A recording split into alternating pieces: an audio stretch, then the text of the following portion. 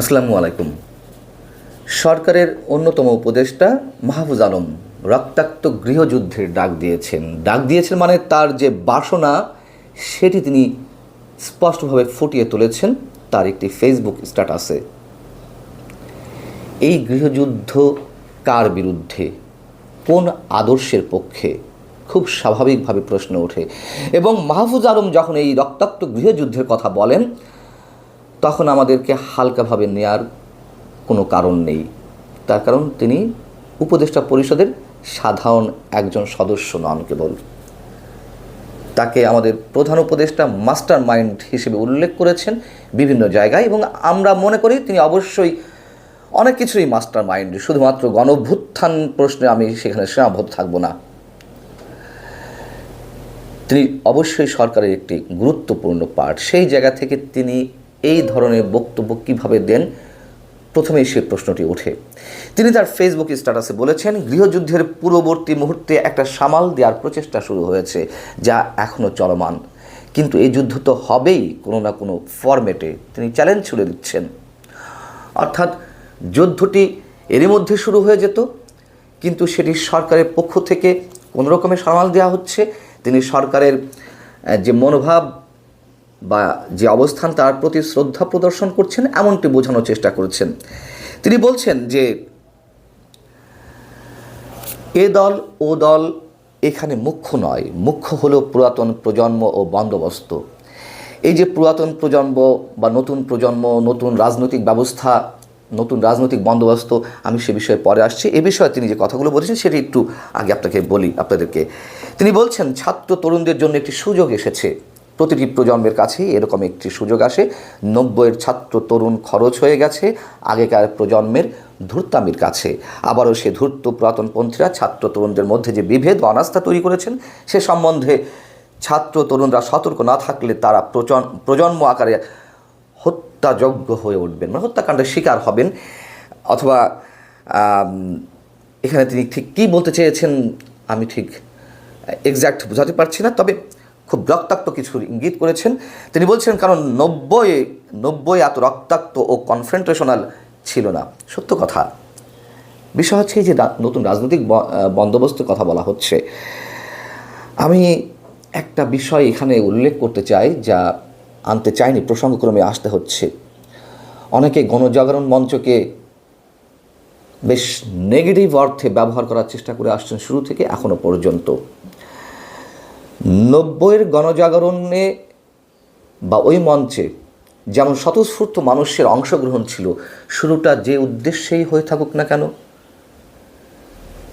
যাদের পক্ষে এই মঞ্চ যাক না কেন পরবর্তীতে, কিন্তু সাধারণ মানুষের অংশগ্রহণ ছিল। সেটিকে যদিও আওয়ামী লীগ তার নিজের স্বার্থে ব্যবহার করেছে, নিজের স্বার্থে ব্যবহার করতে গিয়ে 3-4 খণ্ডে খণ্ডিত করে ফেলেছিল। কিন্তু আমি মনে করিয়ে দিতে চাই, দায়িত্ব নিয়ে বলতে চাই, সেই গণজাগরণ মঞ্চে যারা স্বতঃস্ফূর্তভাবে অংশগ্রহণ করেছিলেন তারাও কিন্তু 24-এর গণঅভ্যুত্থানে স্বতঃস্ফূর্তভাবে অংশগ্রহণ করেছিলেন। তার কারণ এই যে যারা স্বতঃস্ফূর্তভাবে অংশগ্রহণ করেছেন তারাই এদেশের রিয়েল মানুষ, তারাই এদেশের প্রকৃত মঙ্গল চান। এবং গণজাগরণ মঞ্চের কথা আমি এই জন্য নিয়ে আসলাম, যেমন গণজাগরণ মঞ্চকে আওয়ামী লীগ ছিনতাই করেছিল, ঠিক 24-এর গণঅভ্যুত্থানকেও মাহফুজ আলমদের মতন একটি অংশ ছিনতাই করতে চাইছে, সব কৃতিত্ব তারা নিতে চাইছে। এবং যে নতুন রাজনৈতিক বন্দোবস্তের কথা বলা হয় সেটিও গেলাতে চাইছে সাধারণ মানুষকে। আর 90-এর গণঅভ্যুত্থান, হ্যাঁ, মাহফুজ আলমের সঙ্গে আমি একমত। সেটা কিছু রাজনীতিবিদ, কথিত রাজনীতিবিদদের ধূর্তামি, তিনি যে শব্দটা উচ্চারণ করেছেন, তাদের ধূর্ততার কারণে 90-এর চেতনাও ধূলিসাৎ হয়ে গেছে। ওই যে বলছিলাম, সবাই যে যার মতো করে ছিনতাই করে নিয়েছে। এবং 24-এর গণঅভ্যুত্থানে যারা স্বতঃস্ফূর্তভাবে অংশগ্রহণ করেছিল তারা বিশেষ কোনো রাজনৈতিক আদর্শে অনুপ্রাণিত হয়ে সেখানে নামেনি, রাজপথে জীবনের ঝুঁকি নিয়ে তারা মিছিল স্লোগান দেননি। তারা একটি পরিবর্তিত বাংলাদেশ চেয়েছিল, একটা স্বৈর শাসনের বিরুদ্ধে ভয়ঙ্কর একটা অপশাসনের অবসানের লক্ষ্যে তারা 24শে গণঅভ্যুত্থানে শরিক হয়েছিল। কিন্তু যেভাবে 24শে গণঅভ্যুত্থানকে ছিনতাই করে বিশেষ একটি মতাদর্শ চাপিয়ে দেওয়ার চেষ্টা করছেন মাহফুজ আলমরা, সেটিও বেশি দিন টিকবে না, এটি আমাদের কাছে মনে হয়। আমি গণজাগরণ মঞ্চ বলতে গিয়ে আরেকটি কথা বলতে চাই, যে গণজাগরণ মঞ্চকে একটি অংশ শাহবাগী নাস্তিক হিসেবে উল্লেখ করার চেষ্টা করেন, তাদের অনেকের সঙ্গে আমি কিঞ্চিত একমত পোষণ করি। সেখানে হ্যাঁ, অবশ্যই নাস্তিক থাকতে পারে, কিন্তু নাস্তিক হলেই যে সব মানুষ খারাপ হয়ে যাবেন, আর আমি আস্তিক হলেই আমার সব অপকর্ম জায়েজ হয়ে যাবে, আমার সব মতাদর্শ দেশের আর সব মানুষের কাছে গ্রহণযোগ্য হবে, এমনটি মনে করার কোনো কারণ নেই। সবচেয়ে বড় কথা, আমার বীজটি কোথায়, আমার উৎসটি কোথায়, আমার চেতনা কোন বাংলাদেশের পক্ষে কাজ করছে, সেটিই বড় কথা। মাহফুজ আলম তার ফেসবুক স্ট্যাটাসে বলছেন, পুরাতন ও নতুনদের এই রক্তাক্ত দ্বন্দ্বের রণনীতি ও প্রধান দ্বন্দ্ব বুঝে নেওয়া খুবই জরুরি। অর্থাৎ তিনি খুব সিগনিফিক্যান্টলি, খুব জোরের সঙ্গে এখন তার বক্তব্য উপস্থাপন করার চেষ্টা করছেন। তিনি বলছেন যে মৃত্যু আমাদের ছুঁয়ে গেছে, আমরা জ্যান্ত মরা হয়ে গেছি, আমাদের শহীদ হয়ে যাওয়া ভাই বোনের সাক্ষ্যকে নিরন্তর পুনরাবৃত্তি করে যেতেই হবে। ক্লান্ত হয়েন না, জড়ো হন, ঘন হয়ে আসুন। 24শে যে গণঅভ্যুত্থানে শহীদ হয়েছেন, সেই শহীদ মানুষদের পরিচয় আমাদেরকে সত্যি খুঁজে বের করতে হবে, তারা কোন চেতনার। মাহফুজ আলমরা তাদের নিজেদের চেতনার বলে যেভাবে চালিয়ে দেওয়ার চেষ্টা করছেন সব কিছুকে, আসলে কি তাই? আমি এই কথাগুলো বলছি খুব যৌক্তিক কারণে। তার কারণ আমি মাহফুজ আলমদের যে উদ্দেশ্য, তারা যে চেতনা ধারণ করছেন, আমি সেখানে তাদের বিরুদ্ধে অন্তত এই জায়গায় এত কঠোরভাবে বিরোধিতা করতাম না, যদি না কিনা তারা কথায় কথায় 71কে ছোট না করতেন। আমরা তো স্পষ্টভাবে দেখে আসছি গত কয়েক মাস ধরে কিভাবে তারা সব কিছুর নিচে 71কে স্থান দিতে চাচ্ছেন। সব কিছু নিচে বলতে সব কিছুর উপরে তারা 47 এবং 24-এর চেতনাকে স্থান দিতে চাচ্ছেন, যুদ্ধের ডাক দিয়েছেন। এই যুদ্ধের ডাক আওয়ামী লীগের কণ্ঠেও আমরা শুনেছি। আওয়ামী লীগ মুক্তিযুদ্ধকে নিয়ে ব্যবসা করেছেন, তারা সেগুলোকে পুঁজি করেছেন, এবং সেই একইভাবে নতুন রাজনৈতিক বন্দোবস্ত নামে নতুন কিছু গেলানোর চেষ্টা করছেন মাহফুজ আলমরা। আমি 71-এর কথা বলছিলাম, তার কারণ মৌলবাদীদের আস্ফালন আমরা গত কয়েক মাস ধরে দেখছি। তাদের বিরুদ্ধে মাহফুজ আলমরা কিছু বলছেন না। আমরা শেখ হাসিনা ফ্যাসিবাদী ছিলেন, একজনের ফ্যাসিবাদী কন্যার দায় চাপিয়ে দেওয়ার চেষ্টা করেছেন বঙ্গবন্ধুর উপরে। এই জন্য তিনি বঙ্গভবনের দরবার হল থেকে বঙ্গবন্ধুর ছবি নামিয়ে দিয়েছিলেন। এই ঔদ্ধত্য তিনি প্রকাশ করেছেন। কখনো সংবিধানকে ব্যবহার করছেন নিজেদের স্বার্থে, কখনো সংবিধান ছুঁড়ে ফেলছেন।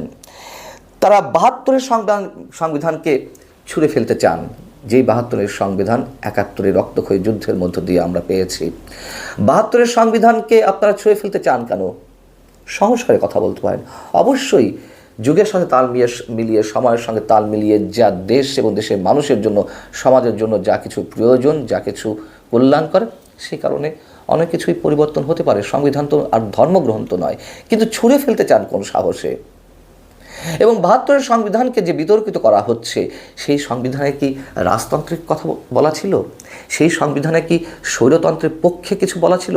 সেই সংবিধানে কি প্রচণ্ড ধর্মীয় মৌলবাদী সাম্প্রদায়িক গোষ্ঠীর পক্ষে কিছু বলা ছিল, নাকি একটা ধর্মনিরপেক্ষ রাষ্ট্রের কথা বলা ছিল?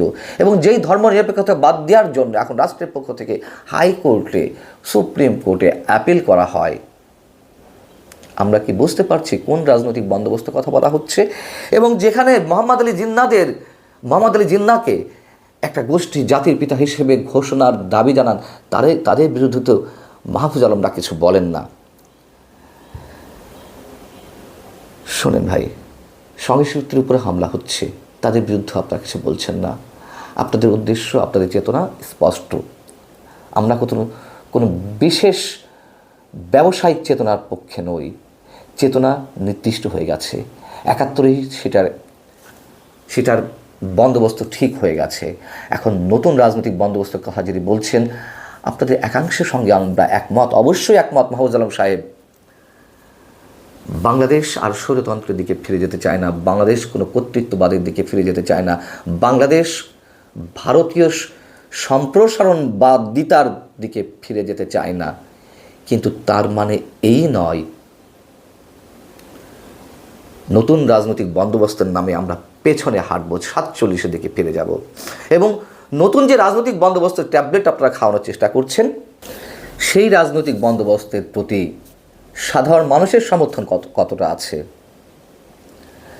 যে বন্দোবস্তই হোক না কেন, যে আদর্শের কথা বললাম না কেন, যুদ্ধ হতেই পারে, কিন্তু হাজার বছরের শোষণ বঞ্চনার বিরুদ্ধে যেই নিষ্পত্তিটা ৭১ হয়েছিল, যে নিষ্পত্তির মাধ্যমে নতুন একটি রাষ্ট্র চেতনা মানুষ ধারণ করে আসছিলেন, এখনও সেই শক্তির ব্যাপকতা কিন্তু অনেক গভীরে। আল্লাহ হাফেজ।